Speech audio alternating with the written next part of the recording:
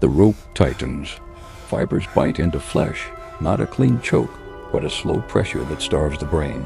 Odin's body jerks as Yggdrasil groans beneath his weight, sacred bark soaked in blood that doesn't belong there. Sap and iron mix. In the air, sweet, rotting, wrong. A spear juts from his side. Gungnir, perfectly balanced, perfectly loyal, driven into his own ribs. This isn't execution. It's self-harm turned ritual. Below him is nothing, no ground, no afterlife. Only Gungnir, the abyss that existed before gods named themselves rulers. 9 days, 9 nights, no food, no water, no mercy, and the wind never stops whispering. Here's the impossible. Truth. Odin could stop at any time, no chains bind him. No enemy holds the rope. The All-Father, conqueror of realms, breaker of giants, chooses to hang. Why? Because Odin isn't chasing power. He's running from something worse, the future. And Odin has seen it. By the end of this story, the question won't be why Odin suffered. It will be whether the universe tried to warn him.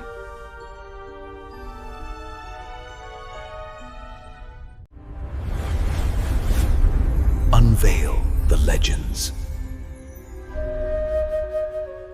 Before the rope scarred his neck, Odin ruled a kingdom that looked eternal. Asgard glittered. Gold halls echoed with laughter. Mead flowed. Victory felt permanent. But permanence was a lie. Odin knew because he dreamed, and his dreams bled. He saw wolves swallowing the sun, God screaming as fire consumed the sky. His own death inevitable and final. Ragnarök. Odin wasn't brave enough to accept it. He wasn't noble enough to let fate run its course. That's the truth beneath his wisdom. Odin is afraid, not of pain, not of war, but of not knowing. He traded an eye for insight. It didn't stop the nightmares. He drank from sacred wells. They whispered endings, not solutions. He surrounded himself with ravens, thought, and memory, because silence terrified him. Every prophecy agreed that gods would fall, and Odin would die, so he did what desperate rulers always do. He searched for forbidden knowledge, not weapons, not spells, something beneath language itself, the runes.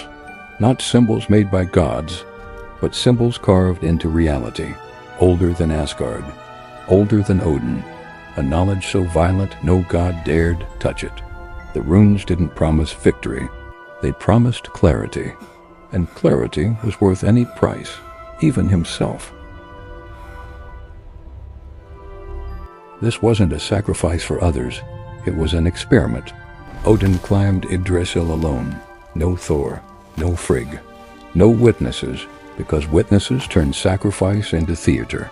He pierced his own side with Gungnir, not to die quickly, but to bleed slowly. Blood fed the roots, pain anchored him between worlds. Then he stepped off. The rope snapped tight. Breath tore from his lungs. The first night was agony. The second was panic.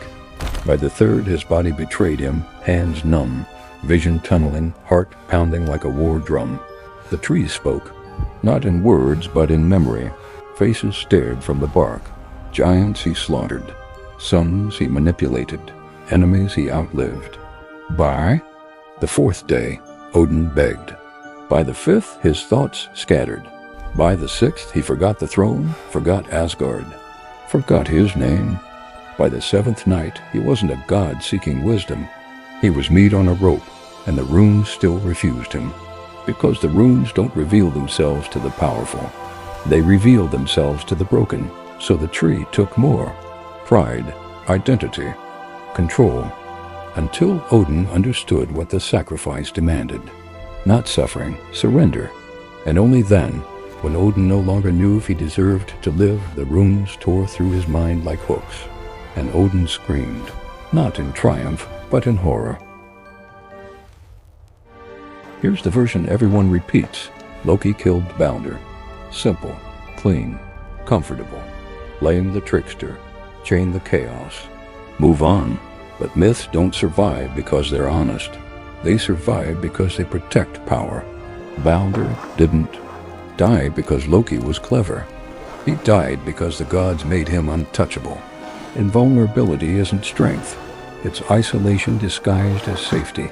Once nothing could harm Balder, nothing could reach him, not pain, not resistance, not consequence. Every weapon that bounced off his skin told the same lie. You are beyond the world. The gods celebrated this. They didn't train Balder, didn't challenge him, didn't let him suffer. They displayed him, a perfect god in a realm where worth is earned through scars. Odin loses an eye. Tyr loses a hand. Thor bleeds and rises. Balder loses nothing. And that made him dangerous, because perfection doesn't inspire loyalty. It exposes inadequacy. The gods loved Balder, but they also resented what he represented, a future where pain was optional. Loki didn't invent the flaw. He revealed it. The mistletoe wasn't chaos. It was an oversight made lethal. That's not treachery. That's fragility. After Balder's death, the gods panic. For the first time, fear outweighs pride. They send Hermor riding to hell, 9 nights through darkness, past rivers of dead souls, through gates that don't open for hope. Hell listens. She isn't cruel. She's honest. I will release Balder, she says. One condition. Everything must weep for him. Everything. The gods scatter across existence. Fire weeps. Stone weeps. Trees weep. Iron groans. The world mourns. All but one voice. Dake, I will not weep, she says. Let hell keep what she has. Most myths claim Dake was Loki in disguise. But that answer is too easy. What if Dake wasn't Loki? What if she was the universe itself refusing to undo the lesson? Because Balder's return wouldn't restore balance. It would break it. A god without scars, without loss, without adaptation. That isn't salvation. That's stagnation. And stagnation is death wearing a crown. Balder remains in hell. The gods build the greatest funeral ship ever made, gold-plated, ruined, sacred. They place Balder's body aboard like an apology. The flames take the wood slowly. Fire crawls instead of roars, as if even it hesitates. Frigg collapses. Her plan failed. Her control cracked. She didn't save her son. She taught the universe how to kill him. Odin watches in silence, because he finally understands what he spent centuries avoiding. Knowledge can't stop fate, only prepare you to endure it. Thor grips Mjolnir until the handle cracks. Strength didn't matter. Violence didn't matter. Nothing did. The gods didn't lose Balder. They lost the illusion that they were immune. Everything fractures after his death. Trust erodes. Paranoia spreads. Preparation replaces celebration. Odin sinks deeper into obsession. Thor grows more brutal. Loki is chained, not because he's guilty, but because someone must be blamed. And Ragnarök accelerates. Balder's death isn't a tragedy. It's a countdown. The irony is merciless. The gods feared the end, so they tried to build a world without loss. But loss is how worlds evolve. Balder wasn't the future. He was the warning. Balder didn't die because the gods were weak. He died because they tried to remove pain from existence, and pain is the price of meaning. Erase suffering, and you erase resilience. Eliminate risk, and you eliminate growth. That's the curse hidden inside Balder's myth. So here's the question worth arguing about. Was Loki the villain, or the only god honest enough to let the system collapse? And if Balder had returned unchanged, untouched, untested, would he have saved the world or frozen it forever? Because what came next is darker. Odin didn't grieve, he calculated. He sacrificed something worse than an eye. He crossed a line even the giants feared. And that choice didn't stop Ragnarök. It guaranteed it. The gods failed to save Balder.